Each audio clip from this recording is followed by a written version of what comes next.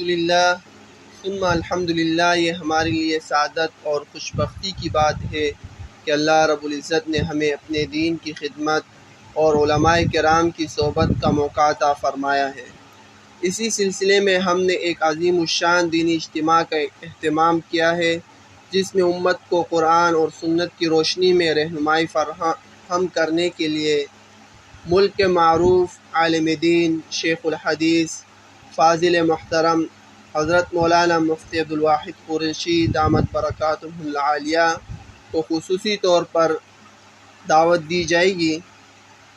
آپ انشاءاللہ تعالی اس اجتماع سے تشریف لا کر سیرت النبی اور امت مسلمہ کے ذمہ داریوں کے موضوع پر نہایت علمی اور پراثر بیان فرمائیں گے۔ آپ سب حضرات سے گزارش ہے کہ اس بیان کو غور و فکر اور توجہ کے ساتھ آخر تک سنیں۔ ایک بندہ مجھے کہنے لگا اس دن آپ عید کیوں نہیں مناتے؟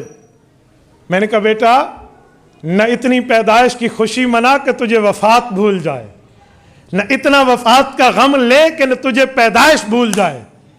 مجھے کہنے لگا وفات، غم تو وہ منائے جس کا کوئی مر گیا ہو، میرے پاک پیغمبر زندہ ہیں۔ میں نے کہا زندگی تو میں بھی مانتا ہوں، لیکن وہ وفات کے بعد قبر مبارک کی زندگی ہے، وہ تو وفات کے وعدے کے بعد ہے۔ رسول اللہ صلی اللہ علیہ وسلم پہ وفات حسرت آیات کا وعدہ پورا ہوا، قبض روح ہوا، اللہ کے رسول صلی اللہ علیہ وسلم دنیا سے تشریف لے گئے، قبر مبارک کی زندگی ہے۔ اہل حق مانتے ہیں الانبیاء احیاء فی قبورہم یصلون، انبیاء کرام اپنی قبروں میں زندہ ہیں اور نمازیں پڑھتے ہیں۔ میرے پاک پیغمبر کی زندگی کے ہم قائل ہیں۔ حضرت ابو ہریرہ فرماتے ہیں حضور پاک نے فرمایا من صلی علیہ عند قبری سمعتہ، میری قبر پہ درود پڑھو گے میں خود سنوں گا، ومن صلی علیہ من بعید اعلمتہ، دور سے پڑھو گے مجھ تک فرشتے لے آئیں گے۔ میں نے کہا میں تو مانتا ہوں، لیکن یہ کیا مطلب کہ جس کا کوئی مر گیا ہو وہ وفات کی بات کرے؟ وفات تو ہوئی ہے۔ کہتے ہیں نہیں قبر میں زندگی مل گئی ہے تو ہم موت کی بات نہیں کرتے۔ میں نے کہا یہی بات ہے، قبر میں زندگی ملی ہے تو بھنگڑے بنانا شروع کر دے، باجے اور باجیاں نکالنا شروع کر دے، یہی بات ہے؟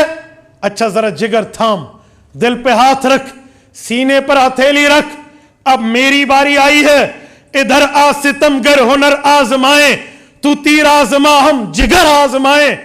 قبر کی زندگی ہر کسی کے لیے ہے، اس میں تفاوت ہے درجے کا۔ میرے پاک پیغمبر کی زندگی انبیاء سے، اولیاء سے، اتقیاء سے، اصفیاء سے، فقہاء سے، دنیا کے تمام لوگوں سے بڑھ کے ہے۔ اس کے بعد انبیاء کی ہے، پھر صحابہ کی ہے، پھر شہداء کی ہے، پھر عام بندے کی ہے۔ زندگی قبر میں ہر بندے کو ملتی ہے، کسی کو ملتی ہے صرف عام حالات میں گناہ گار ہے، عذاب